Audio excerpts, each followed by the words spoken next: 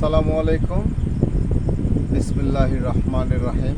শ্রম আইন নিয়ে আলোচনা করার জন্য আরও একটি পর্ব নিয়ে আপনাদের সামনে হাজির হলাম। আশা করি সকলেই ভালো আছেন। দেশ ও প্রবাসে সকল সেক্টরের সকল শ্রমিকদেরকে জানাই সংগ্রামী শুভেচ্ছা ও অভিনন্দন। সম্মানিত শ্রমিকগণ, আমরা গত পর্বে আলোচনা করেছিলাম শ্রম আইনের ধারা 81 নিয়ে। আজকে আমরা আলোচনা করব শ্রম আইনের ধারা 82, কতিপয় ব্যাধি সম্পর্কে নোটিশ।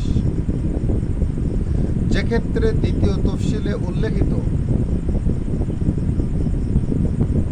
ব্যাধি দ্বারা কোনো প্রতিষ্ঠানে কোনো শ্রমিক আক্রান্ত হন, সেক্ষেত্রে মালিক অথবা সংশ্লিষ্ট শ্রমিক অথবা তৎকর্তৃক নির্দিষ্ট কোনো ব্যক্তি বিধি দ্বারা নির্ধারিত ফরমে এ সময়ের মধ্যে তৎসম্পর্কে শ্রম পরিদর্শককে নোটিশ মারফত অবহিত করিবেন। যদি কোনো রেজিস্ট্রার চিকিৎসক কোনো প্রতিষ্ঠানের বর্তমান বা ভূতপূর্ব কোনো শ্রমিককে চিকিৎসাকালে দেখেন যে তিনি দ্বিতীয় তফসিলে উল্লেখিত কোনো ব্যাধিতে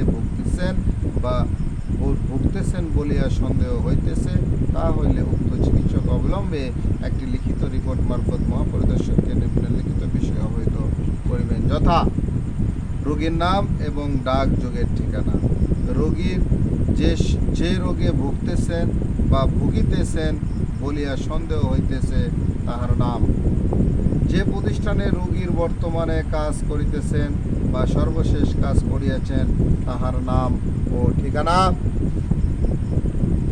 মহাপরিদর্শক কর্তৃক নির্ধারিত সংশ্লিষ্ট মালিক উক্ত রোগ পেশাগত ব্যাধিতে আক্রান্ত ক্ষতিগ্রস্ত শ্রমিকের চিকিৎসার ব্যবস্থা করিবেন।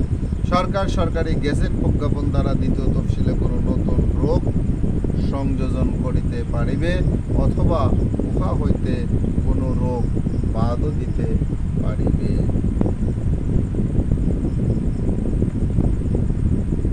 ধারা 82 অনুসারে কোনো মালিকের নিকট যদি এইরূপ প্রতীয়মান হয় অথবা তিনি জ্ঞাত হইতে পারেন যে প্রতিষ্ঠানে কোনো শ্রমিক আইনে দ্বিতীয় তফসিলে বর্ণিত ব্যাধিতে আক্রান্ত, তাহা হইলে প্রতিষ্ঠানের মালিক অথবা সংশ্লিষ্ট শ্রমিক অথবা তৎকৃত নির্দিষ্ট কোনো ব্যক্তি পরিবর্ত 24 ঘন্টার মধ্যে উহা ফরম 29 অনুযায়ী নোটিশ মারফত পরিদর্শককে অবহিত করিবেন।